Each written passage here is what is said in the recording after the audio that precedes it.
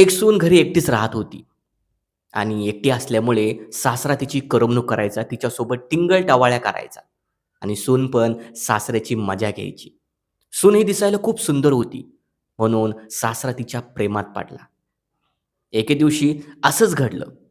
सून खोलीत एकटीच होती आणि सासरा तिच्या खोलीत गेला आणि तिला मिठी मारली आणि पुढे तिच्यासोबत एक विचित्र घटना घडून आली आणि या घटनेमुळे पूर्ण महाराष्ट्र हादरला.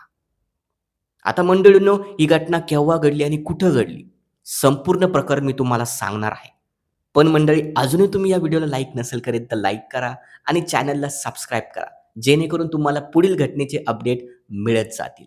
नमस्कार मंडळी. मंडळी, ही घटना आहे बीड जिल्ह्यामध्ये एका छोट्या गावात राहणाऱ्या नववधू तरुणीची. आता त्या तरुणीचे नाव सविता होते आणि सविताचे हे नुकतंच लग्न झाले होते.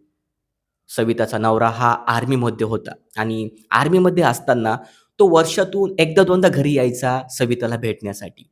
सविता ही घरी एकटीच राहायची सासू-सासऱ्यासोबत आणि सविताचा जो सासरा होता, तो रिटायर होता आणि रिटायर असल्यामुळे तो शेती करूनच आपला घर प्रपंच सांभाळायचा आणि त्याचबरोबर सविताची पण काळजी घ्यायचा.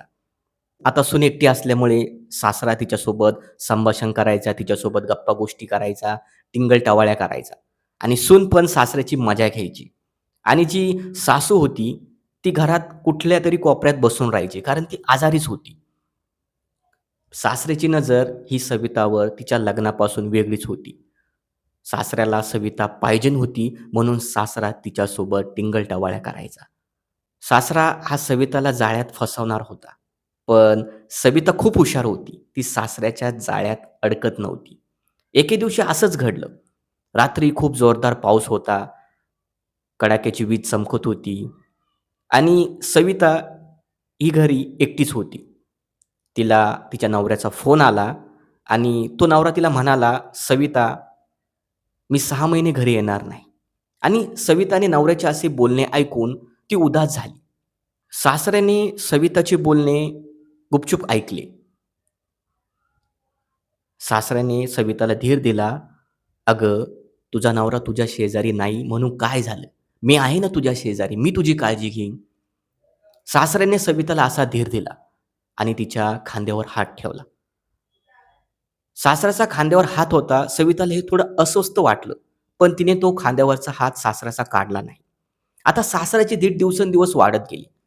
तो तिच्या खोलीत जायचा आणि तिला स्पर्श करायचा. दुसऱ्या दिवशी पण तो सासरा तिच्या खोलीत गेला आणि त्या खोलीत जाताना त्याने विचारच केला होता, की आता सविताला भोगायचं. सविता ही एकटीच खोलीत बसलेली होती आणि सासरा तिच्या पाठीमागून गेला आणि तिला मिठी मारली. सविता घाबरली. नेमकं हे माझ्यासोबत काय चाललंय? सासरे हे माझ्यासोबत असं काय करत आहे? तेव्हा सासरा तिला म्हणाला, "तू शांत राहा. मी तुझी मदत करत आहोत."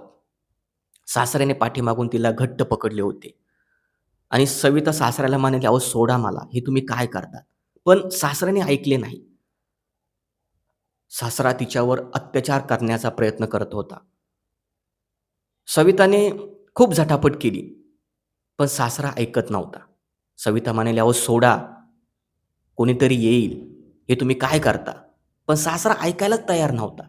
मग सविताने जवळचा चाकू घेतला आणि सासऱ्यावर वार केला. सविता आता संतापली होती. कारण सासरा सोडतच नव्हता, तेव्हा तिने खूप सारे सासऱ्यावर वार केले आणि रक्त खूप गेल्यामुळे सासऱ्याचा तेथेच मृत्यू झाला. मग काही वेळानंतर सासू त्या रूममध्ये आली. तिने सासऱ्याला बघितलं, तर ती ओरडायला लागली आणि तिचा आवाज गावातील लोकांनी ऐकला आणि ते पण त्या खोलीत आले. लोकांना समजले, की सासरा हा मेलेला आहे. कोणीतरी पोलिसांना फोन केला आणि पोलीस घटनास्थळी तिथं हजर झाले आणि पोलिसांनी चौकशी करायला सुरुवात केली.